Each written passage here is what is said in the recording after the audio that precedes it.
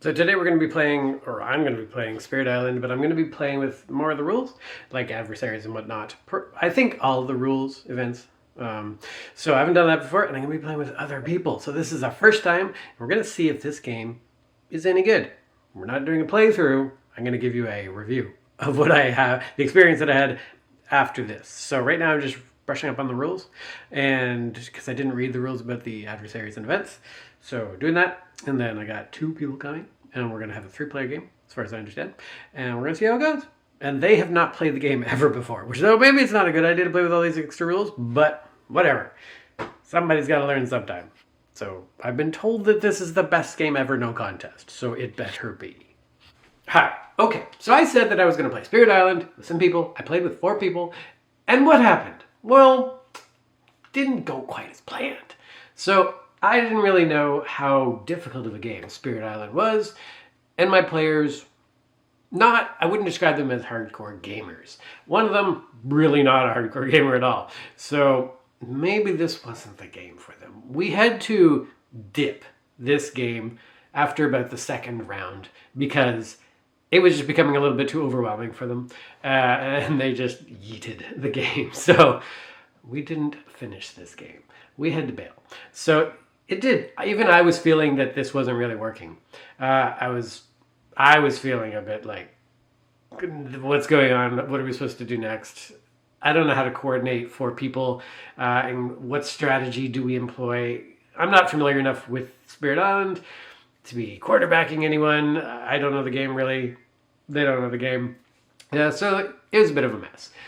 Yeah, so we just stopped the game. We went on. We did something else. We jumped on a trampoline. We just chilled out in the outside. We had some dinner that we did. And then we came back in to play. Well, I set up Everdell, thinking, well, let's play that one instead. We've played that before. We know how to play it.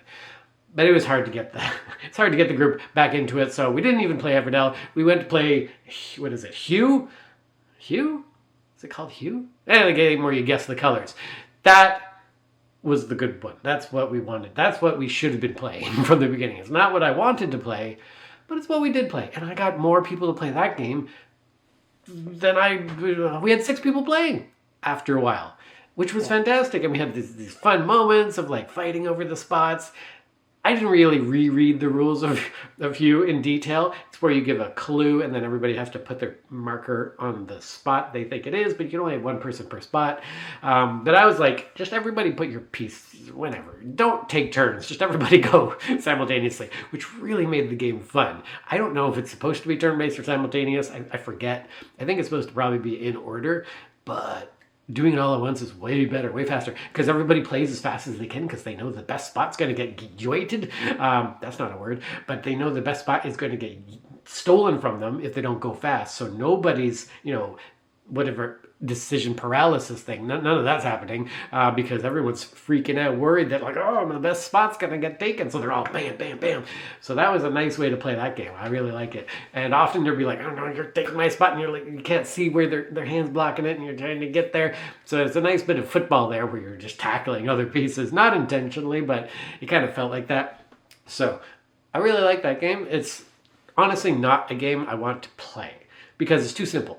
And I don't want to spend my time on really simple games, but it was just fun to spend time with people and to engage with people and bring people in. Like we brought people in that weren't even playing. They weren't even there. There were other people there at the house. And we pulled in some of them to play.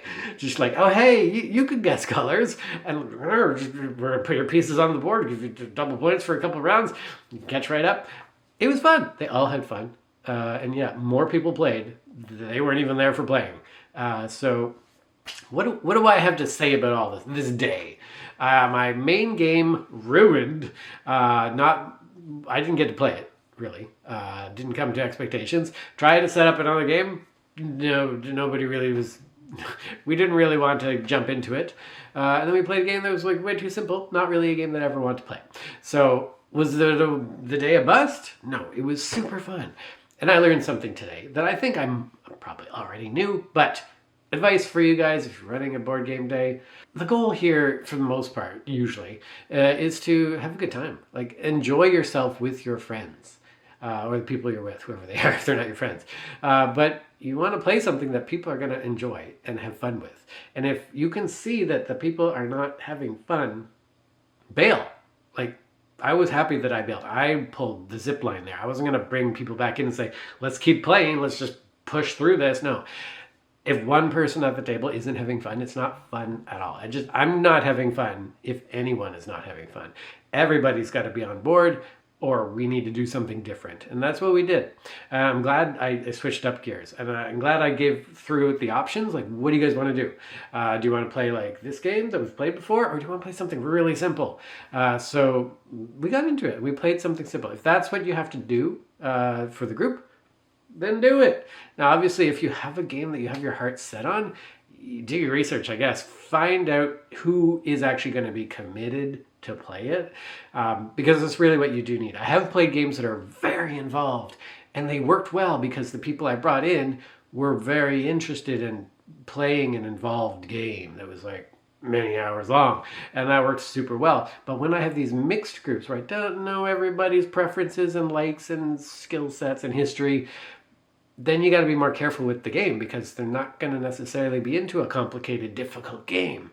You got to pick something that's more flexible, more open, and it's more gentle on the newcomers. So that's what we did. Hugh fulfilled that role, and we weren't particularly picky about getting all the rules perfectly right. Like, is red pink a good clue?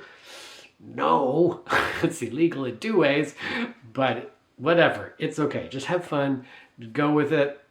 It's funny. It was funny that they violated the rule in multiple ways, but we had fun. So don't be too nitpicky. If you're playing a very complicated game and it has to be nitpicky, make sure the people you're with know that and agree on that. And they're the personality types that want that. But if you have that mixed group, you gotta flesh away all that rules lawyer stuff and just have fun.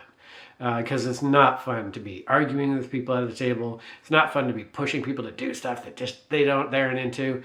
So you have different experiences based on who you bring in. So it's all about the guest list, and you need to prep that in advance if you want to have a good outcome for yourself. As you, the host, if it's about you a little bit and you want to accomplish a certain game, it's up to you to do your research on the guest list. That's where your control is. Once the people have arrived, your control slips away. So you do have to follow your guests to a degree, obviously. So you got to make sure you got to vet that in advance. So I had a good day. Really happy everybody showed up and came, and we had a great time. Didn't play the game on it. Whatever. I will try again with Spirit Island with a different group. I really need to practice the rules though more myself, because still I was getting caught up on certain things that I didn't know how to do properly. So that's a bit on me. Definitely know your game. Obviously, as the host, you're expected to read the rules and teach everybody unless someone else has agreed to do that for you. But otherwise, it's on you. And you prepare all the other stuff. Make sure your guest list knows what they're getting into. And if they don't know what they're getting into, then you know you're getting into probably a more welcoming, easier game. So game nights, just have fun. And if for you, having fun means playing a specific game, then you need specific people. And if your guest list is loose, then your game choice has to be loose. So that's my experience for today. This is a good day. I really liked it. And this video, I hope, is simple so I can edit it quickly and get it uploaded by my deadline. So thank you guys so much for watching. Where's my thing? Thank you guys so much for watching this video. I hope you learn more about board game hosting, and maybe we'll do a rules teach in the future. But this is Neverdot signing off. Thank you guys for watching this video. Please go watch my other board game videos, and do like and subscribe, because that does immense help for my channel. As a small channel that I am, each and every one of you that is watching, particularly if you've watched to this point, you are the most valuable person. So comment on something. I'd really love to hear you. Give me a comment. Anything, negative, positive. Negative ones are really useful, actually, because I learned how to improve the channel. So please let me know what you think. Tell me what you would like to see, and I will see you guys next time. Bye!